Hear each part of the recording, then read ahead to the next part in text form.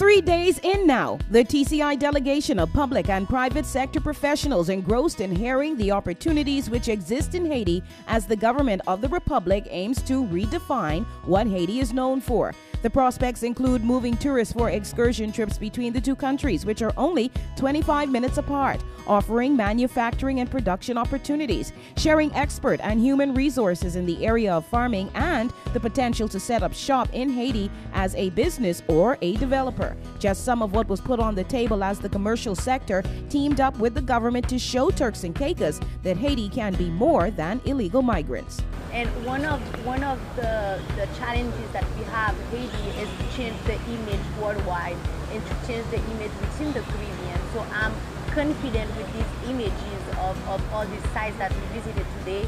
It can help changing the perception of the country within the population of the Turks, which I know a lot of Haitians live there as well.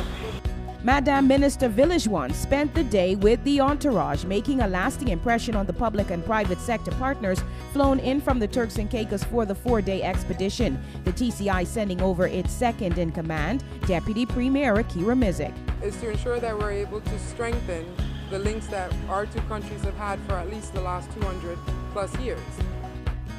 The welcome at the Cape Haitian Airport, a trip up the mountain to tour the newly built Arts and Crafts Center, which sits at the foot of the Citadel, a World Heritage Site, a tour of the Money Museum, lunch and meetings at the Roy Christophe Hotel, and stay at the Cromier Beach Hotel, made up a part of the first day of the exploratory mission. The contingent also toured the Caracol Industrial Park, farms, and then flew into Port-au-Prince, where on Monday more business meetings were underway.